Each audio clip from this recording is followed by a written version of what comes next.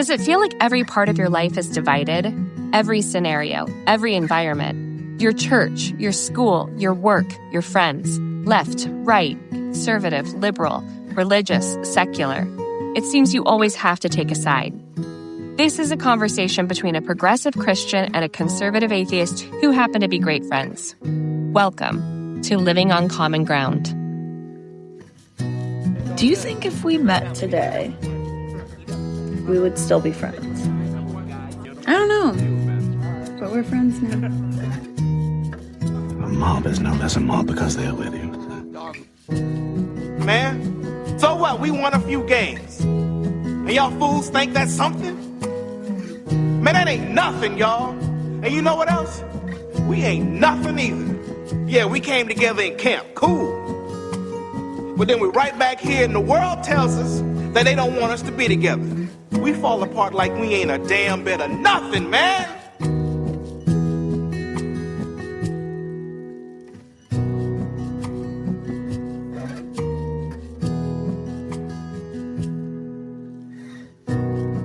How you doing? I'm good. Yeah? Yeah. Good. Yeah, there. Good. I'm ecstatic. As long as I've got coffee, Yeah. caffeine. It's Holy Week. Oh, yeah. Yeah. And it will be Holy Week when this one airs because we're closing that gap a little bit. Yeah, I like, I wasn't in the service on Sunday because I've noticed you started volunteering in the children's wing a lot. I assume it's because that way you don't have to listen to the sermons. that's exactly why. Uh-huh. But the thing that I love about Palm Sunday that occurred to me, a few years ago is that that it's a literal triumph. That's what Palm Sunday is. Palm Sunday is the Jesus version of a triumph. Interesting. It's the same thing as, Cato entering Rome and having the service. It's the reason memento mori was invented as a statement. It was for the slave whispering in the ear of the general. Yeah. That's what That's what interesting. Palm Sunday is. That's an interesting take on Palm Sunday, and it explains the existence of the story in the Gospels. It would have seemed very understandable to everyone. It definitely makes a statement about the identity of Jesus. It's to what its believers. The claim was King of the Jews. It's the new king. Yeah. It's So is that what you taught in Sunday school? yeah. Excellent. To the 2-year-olds. Yeah. I wasn't even with the kids. I was with I was in the nursery this time, which is great. Yeah. It was awesome. So I got to feed a baby. I got to pretend to get knocked over by a 2-year-old as she ran into me over and over again. It was a great Sunday, man. It sounds good.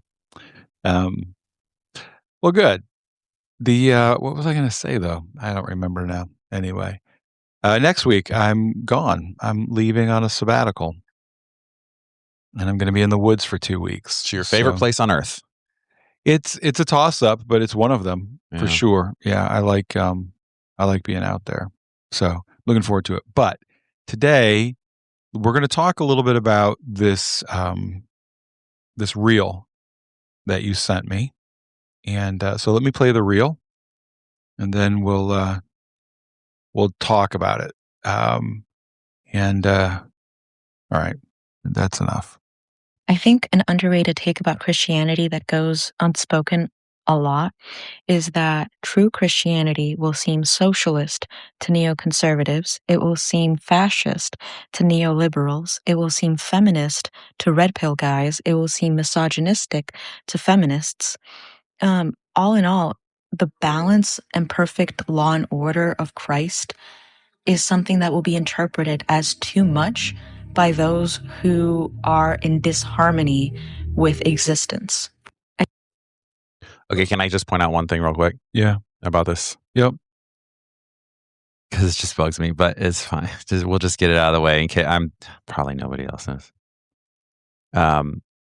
Calling somebody a neo something is I think sometimes an easy way to try to sound more educated. Neocons are former socialists. They're leftists. Neoconservatives. Okay. Neoliberals are, generally speaking, on the economic side, they're economic conservatives. So it's exactly the opposite of what she's saying, but we understand what she's trying. The point she's making, the point she's making is it will seem socialist to conservatives. It'll seem right, but to use it'll seem fascist to liberals.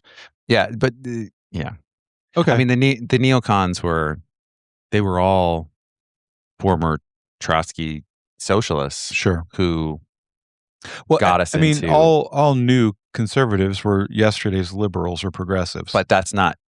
That's true, but that's not what I mean. What I mean is that they retained their socialist economic ideas, revolutionary ideas, and just moved it into worlds that looked right-leaning.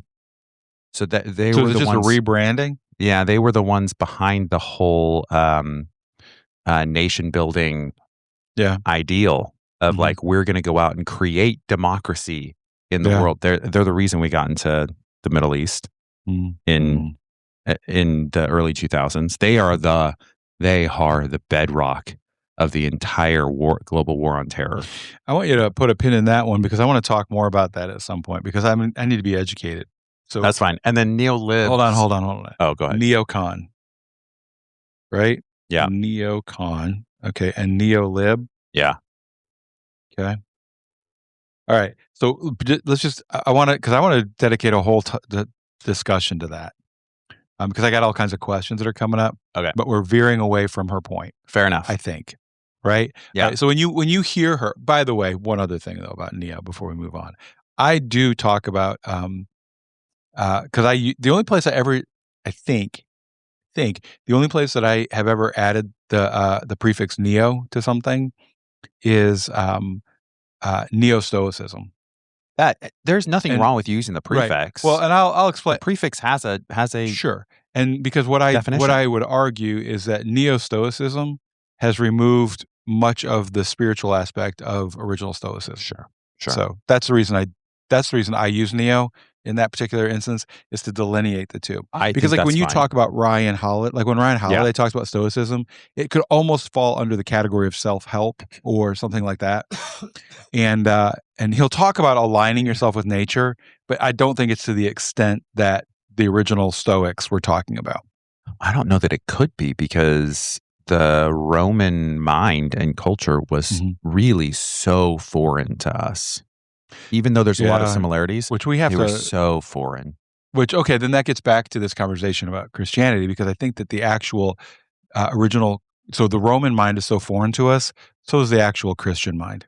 The original Christian mind, Paul, Paul, completely agree. Yeah, completely agree. Right, and that's why I think over the last year plus, my mind has just sort of gone boom when I began to connect the Stoicism stuff with the Christianity stuff. Yeah, sure. So, and I think this will connect to what this particular individual on the reel was saying. All right. So when you heard her, what did you hear? What was she saying?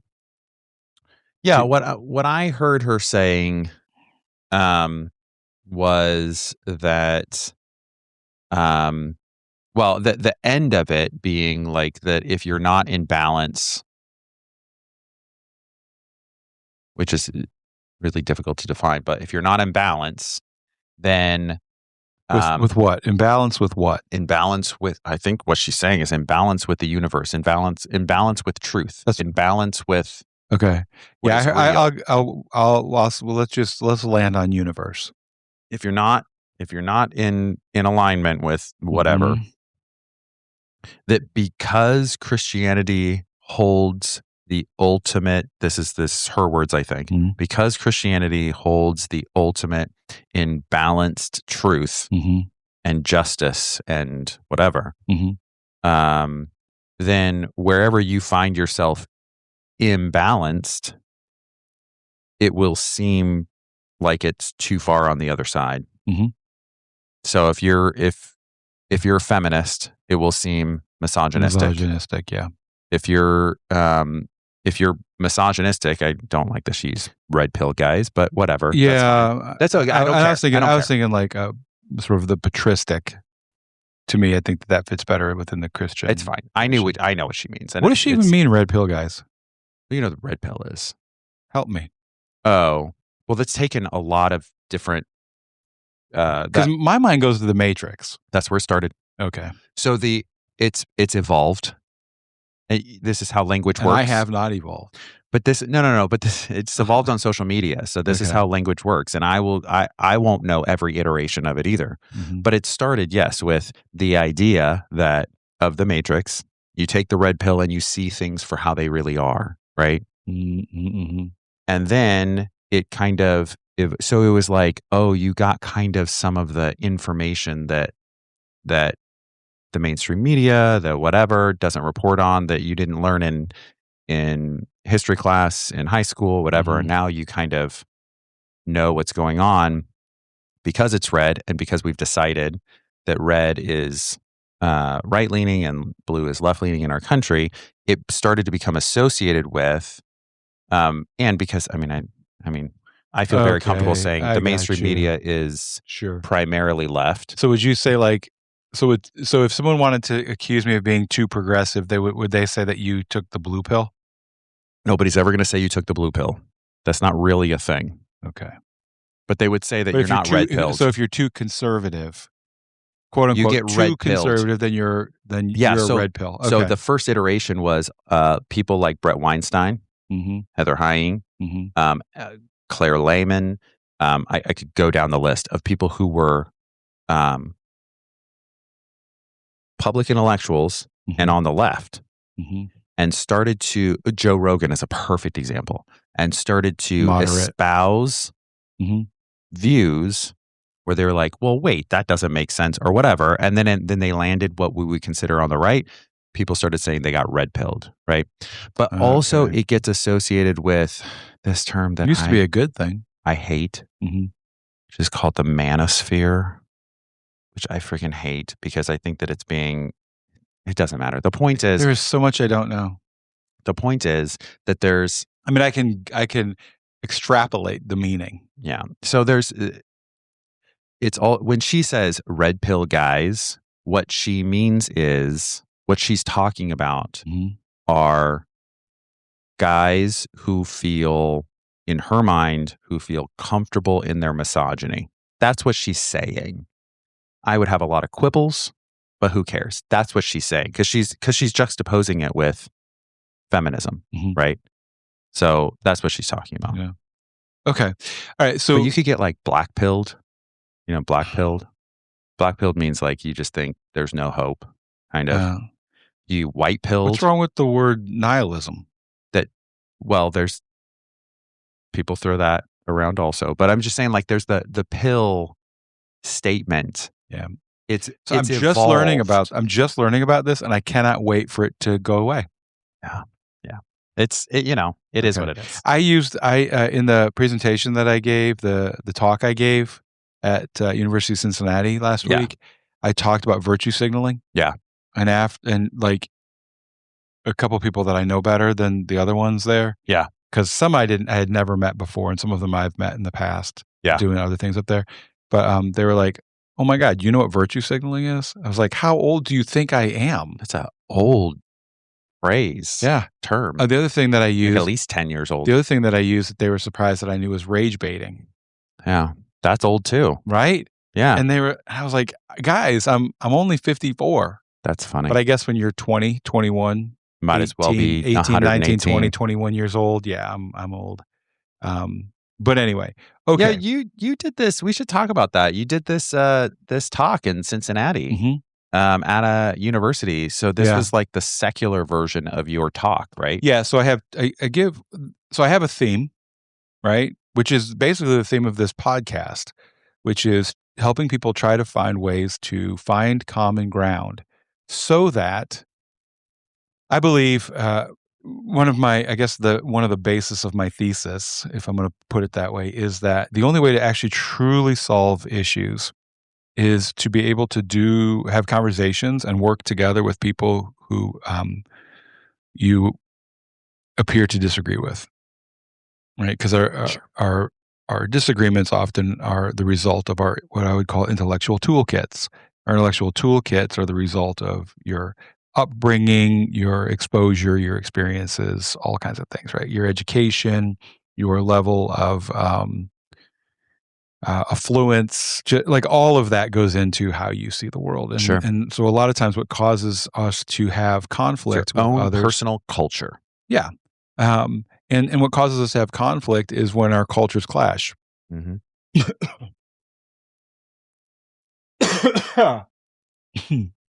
Don't try to talk and breathe and swallow.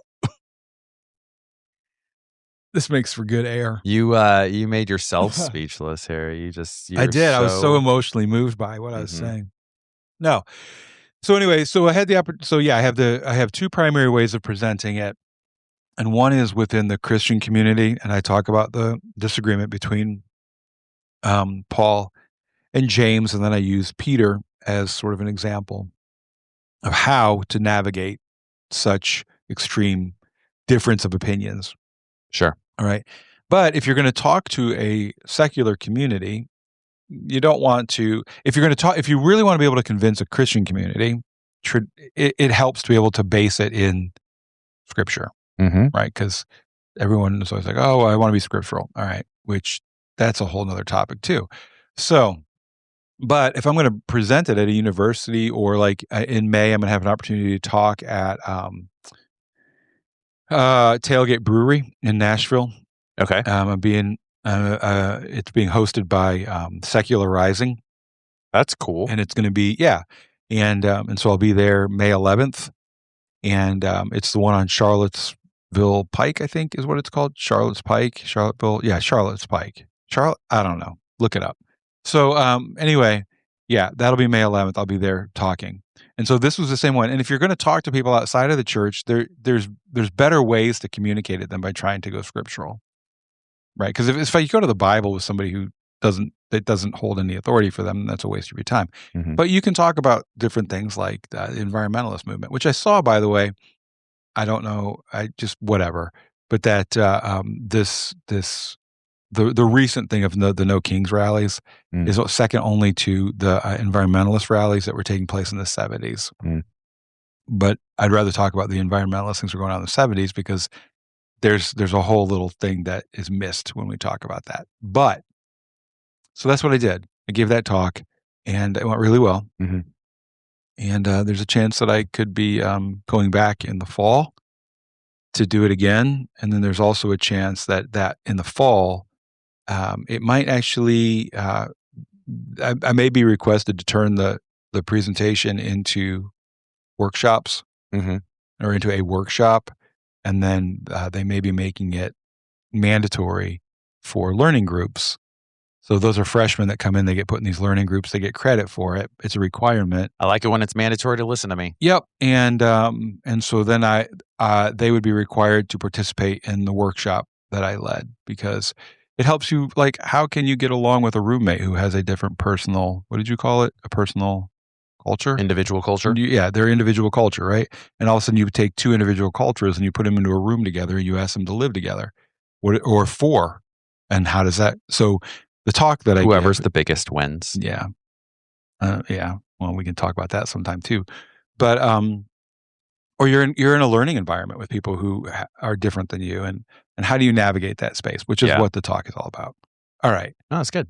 So back to this. Yes. A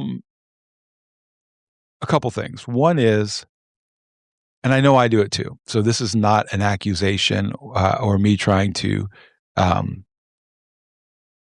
tear her apart, because I actually enjoyed a lot of what she had to say. And it actually resonated with me, and I think it connects to what I'm talking about, especially when I talk about it within the church. But the way that she spoke betrays her own positions, which it always happens to us, right? Sure. Yeah. Yep. So like when what I mean by that, for anybody that's like, what do you mean? When like if I use the word undocumented rather than illegal, Mhm. it shows you where I kind of land on that particular topic, Mhm. right? And so you pointed out red pill, Mhm. or what were the other ones you? Yep. Yeah. So that being said, I do appreciate her willingness and her ability to try to say, but anytime that you go to one extreme or the other, it's going to be offensive to you, Mhm. Christianity. And I think that's true because of the way I understand what the Christ is. Before we started, you said that you're not sure what you think about that, about what she had to say. Yeah, I was kind of neutral on it. I thought that it was relevant to things that you've said in the past, so I thought you'd be interested in it. Mm-hmm. When I hear it, the thing that jumps out to me is that my understanding at this point, Mm-hmm. the argument that is most compelling to me about the historical Jesus and his positions, Mm-hmm.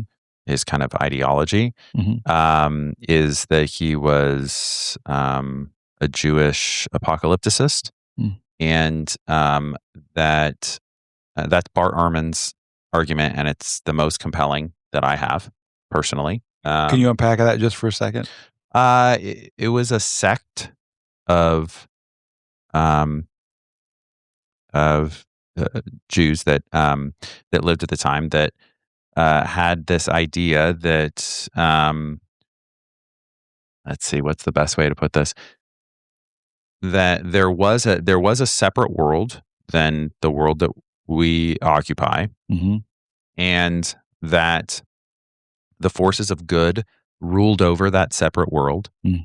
The forces of evil currently ruled over our current world, and that in the apocalypse, there would be an inversion of everything, so that the other world would take over. This world would be swept away, and you could tell where the forces of evil were because the forces of evil ruled this world. Therefore, if there was something that was in power, had advantage, whatever, that inherently meant that it was evil. And the thing to do was always to do the inverse of everything that seems right in this world. And that in the coming world, in the apocalypse, in the coming world, so it's not apocalypse like Left Behind type apocalypse. It's more like it's a little bit like the Celts. There were certain tribes of Celts that, at least Caesar said, believed that when you die in this world, that there's two worlds. When you die in this world, you're born into the other world. You live a life. When you die in that world, you're born back into this world, and you just go back and forth. And he said because of that, their warriors had very little fear of death. They're much more difficult because of that to fight against. And so it's similar to that idea that there's this other world and that we would flip into it. So my point being, it makes sense to me then, if I take that framework, it makes sense to me then that all of the teachings would, whatever, that it's inevitable that all people will find themselves on one side or the other of everything, and that the words of the historical Jesus would seem to be on the other side, no matter where you are, because he's like flipping the tables, metaphorically. That was my Well, that's interesting. feeling on it. Yeah. My thinking was anytime that you, the further you get into any ideology, how do I want to put this? Let me step back.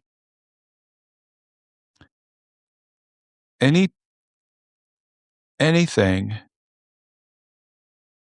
I'm having a hard time. If your theology requires that some people are left out based on what they believe, then I think you've gone too far, one way or the other.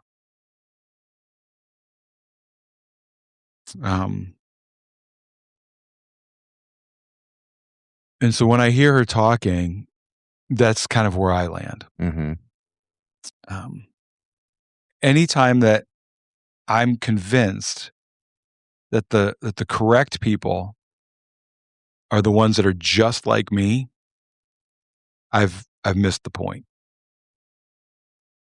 Sure. So I didn't have a problem with it. To be honest with you, the hardest part for me with listening to that reel Mm-hmm. Was the way she spoke.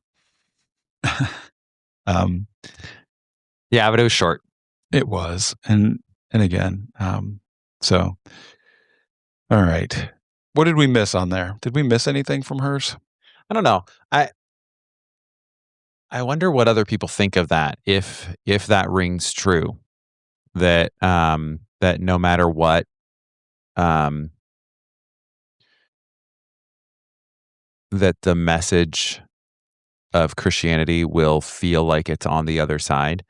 I don't know if that is how most people would be struck by the Christian message. My experience is that most people are astounded and delighted to discover that it turns out that that the faith message they belong to, Christianity or whatever it is, happens to align with their intuitions. Right? If they feel like there's nothing wrong with being gay, they're delighted to find out, actually, Christianity thinks that too. If they think that there is something wrong with being gay, right? If that's an intuition they have, they're delighted and astounded to find out that that's what their faith teaches. If they think that ambition and wealth accumulation is a an aspect of good character and solid, being a solid member of your community and therefore a good thing, it's wonderful for them to find out that God thinks that too. And if they think that it's that the quote unquote rich have probably gotten there by some sort of underhanded means and that they don't deserve it and there's something wrong with being wealthy, well, they are delighted and astounded sometimes to find out that that's what Jesus thought also. Right. So no matter what, I think that I think generally speaking, we have our intuitions about existence, the world, human interactions, and it's always wonderful to discover that it turns out the original message. Now it's been corrupted over time, right? It's been corrupted by people who did not have the best interests at heart and blah, blah, blah, blah, blah. But it turns out the original message is the one that I knew was right all along. Right. Little too cynical? You know what? Actually, as you're talking, I've had some thoughts and I was trying to scroll through something I wrote. Okay. But, okay. So I it's a little too cynical. I think it might be, okay. Is it cynical or is it, I just view it as a tautology that God cannot want something that I don't already want. Now, I know somebody's going to say, no, I want to pick something. I don't know. I want to do drugs. I want to cheat on my wife and I don't. Something, whatever. Right? Well, what I would say is, no, if you actually wanted to, Mm-hmm. in the moment, you would do it. You think that it's wrong and you want to do right. Therefore, you do right. Mm-hmm. You know? Anyway. No, okay. So I don't think you're wrong in that that's the what happens, right? And now that I'm thinking about it, I'm applying it to myself because I always want to think about. I'm always checking myself and seeing, do I do that? Is that what I do? And it's interesting because my God wants us all to get along because I do. And so and so I would say hers, her, she's describing her vision of Christianity. You hear what she wants. So how do you decide if that's wrong? I just can never escape what seems to be obvious to me, which is we always decide what's wrong based on our intuitions. So always. Oh man, I got all kinds of thoughts on this. And maybe one of our intuitions is I do what it seems like this scripture tells me to. Why? I think probably your intuition at heart had something to do with grandma told me to, or something that you can't even know anymore, but there's some intuition, right? But there's no person who thinks that slavery is wrong, who's going to read slaves obey your masters and is going to go, well, it's very clear to me slavery's wrong. Yeah. So the Bible said it, so I gotta change. How would you even change your heart? How would you do that? You can't consciously do that. But hearts change. So then the question becomes, certainly. Right. And then you get into the idea of significant emotional events having an impact. People don't change unless there's been a significant emotional event that has caused the process to begin. I think it's all unconscious. But my point is, like, nobody ever went. Nobody's ever going to go. Obviously, God likes slavery. Every single person who comes across that phrase or that part and there's other there's they used to though. There's when did people say that God liked slavery? Yeah, when? Tell me when. I think that liked slavery is probably. This is not a trick question. Is that okay? This is not a trick question because they did say that. When was it? When were they saying that? Back when they owned slaves? When their intuition told them that obviously this is the way the world works. Yes, that's my point. Right. Okay, that's my point. Does that make it? Okay, so I think there's a trajectory though, and I think this might be part of the conversation too. The reason that we don't believe that slavery is the thing that God wants anymore, is it possible that that's because that there is a trajectory to the way that because she talks about being aligned with the universe. Yeah. Is it possible that the universe does have us moving in a trajectory that you can trace in scripture if you want towards love, justice, mercy, and inclusion? That's possible, but man, that's an enormous claim that would need an enormous amount of evidence as far as I'm concerned. And that's my claim. Yeah, I know. Right. And that's what I've been working on. So I do think that if you look at, in my mind, just because what you described as cynicism, right? I don't want to go through the whole thing again, but this idea that God seems to, isn't it so wonderful when I realize that God's wanted what I've wanted all along anyway? Or if I do change my mind, man, I finally have opened myself up to what God's been talking to me about. Yep. Right. Okay. But is it possible that one of the ways to measure, is this right? Is it moving you towards love, justice, mercy, and inclusion?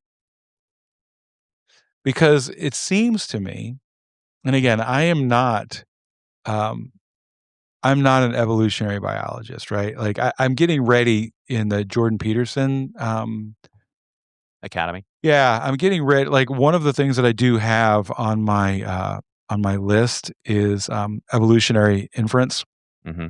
which is Like the Weinstein. Yeah, and his wife's Heather Hying. Hying. Think flying with Flying. an H. Okay, so Heather Hying, Dr. Heather Hying, Yep. and Dr. Brett Weinstein. Stein. Okay. Brett Weinstein is fine. Okay. And his wife is Flying Hying. Yeah, and oh shoot, who's the guy who went to jail? The producer. Right now, name him. No, Weinstein. Weinstein. Weinstein is mean.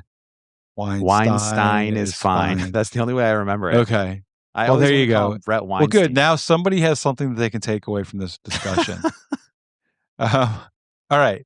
So what was I saying now? I don't Darn know. it. Oh, okay. You're So I'm not an evolutionary biologist, but the little bit that I seem to be able to wrap my mind around at this point as I'm diving into it is that the trajectory. Okay, so let's just say that tribalism is built into, like, you can track the development of tribalism through evolutionary biology. Okay.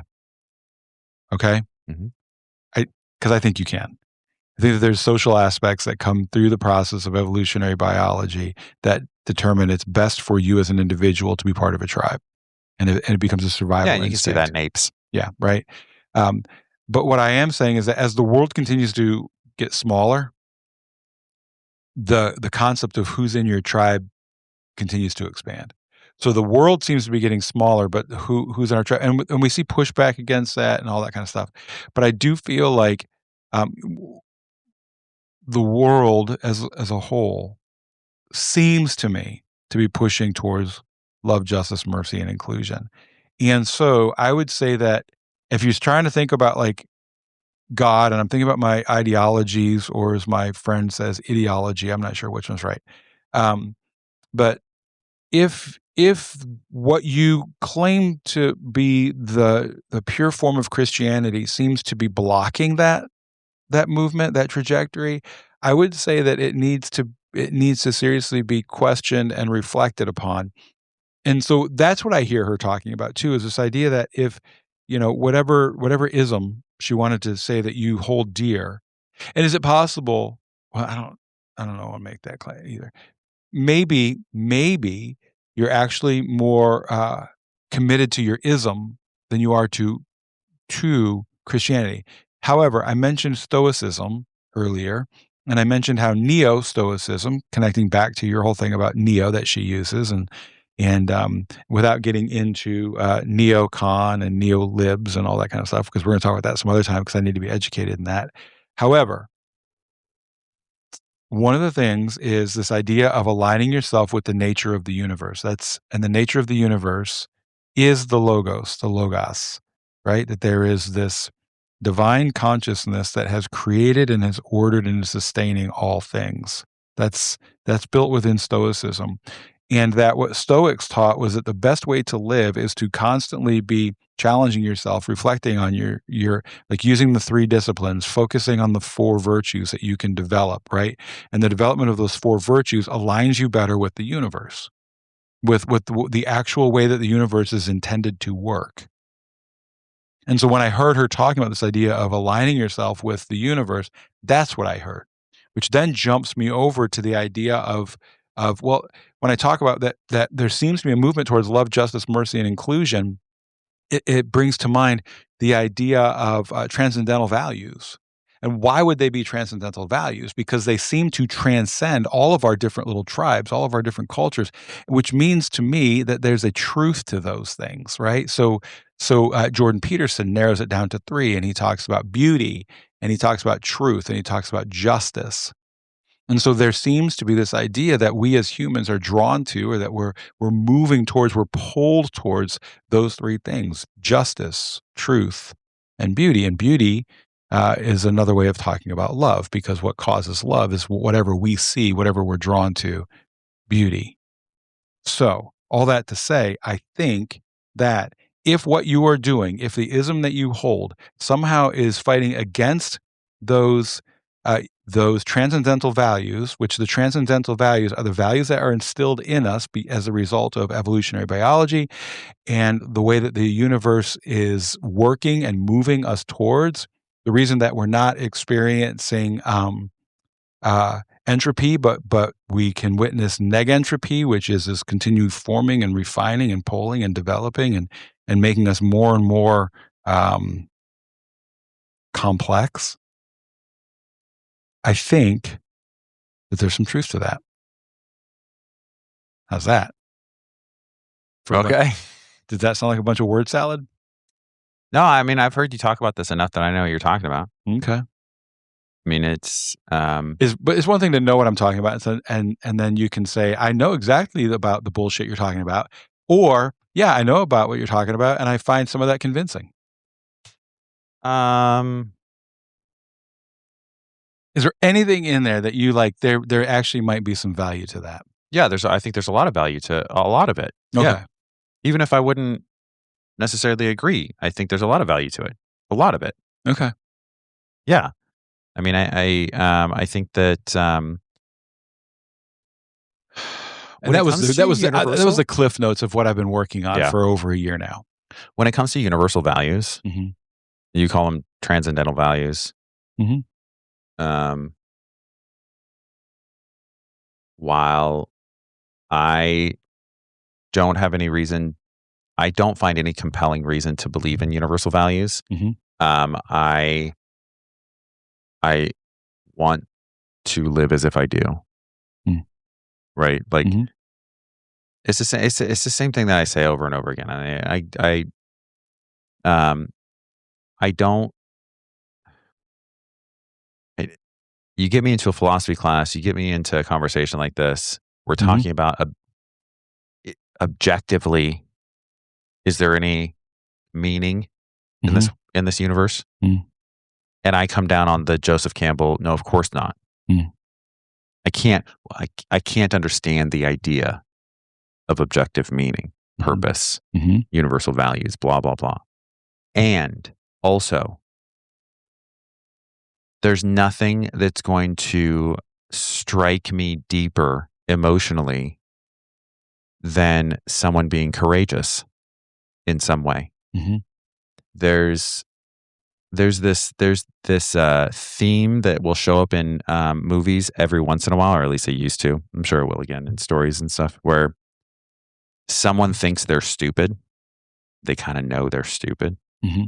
And there's a character that like sees that in them and shows them that they're not in some way. Mm-hmm. I can't ever get through those scenes. There are things that touch me deeply. The idea of pick up the heaviest thing that you can lift and walk with it right now, do it. What's the heaviest thing? And don't worry about the fact that it's so small, it feels embarrassing that that's the heaviest thing. That's the reason you're not picking it up, is because you're embarrassed. Maybe being embarrassed is part of the heaviness. Pick up the heaviest thing. And as soon as you do, all of the anxieties, all of the acid in your stomach, all of the worry, it all starts to melt when you're driving toward a purpose, towards something, So these things I experience, I don't have any way to make them, in my mind, compelling, objective realities. They just are for me, so I'm going with it, right? So there's a lot of what you're talking about that I think I'm just repeating a lot of the stuff that you're talking about there. And so, I think there's a lot that's has a ton that's worthwhile. Right. I am not compelled by the idea that there is an arc that history is moving toward at all. Okay. I really think in my study of history, human history, and also universal history. Okay. So like pre-human history. Sure. That things just change. That's my intuition. They just change. They don't arc toward anything, good or bad. They just change. And when you take small time periods, then you can see narratives, but not on the greater course. That's my intuition. And also, I desperately want a sanctuary for my people, right? That has walls built up around it. Those walls being, we will be safe in here, and like what we've talked about before, like not in the way that California talks about having safe spaces. You will be allowed in here, and we will not harm you because you're not the right type of person. Yeah. And when I hear you say the idea about the California type safe spaces, I don't have your experience, but what I do hear is that when you go to an extreme of trying to create a safe space, you actually inadvertently create an unsafe space. Absolutely. Yeah. There's easy examples to look at. Yeah. With that. And that's not what you've been wanting to do. That's not what we want to do. In fact, I have written on a whiteboard in one of the rooms in this building that the moment that you think that this intentionally created safe space happened organically, or as the result of all of shared affinities, it's no longer a safe space. Yeah. Right. So what I do hear you saying, and I could be completely wrong in this, is that while you don't feel that you can with any level of conviction claim that the values that I stated 3, and there's different ways of articulating those. Like within Stoicism, the 4 virtues are wisdom, temperance, courage, and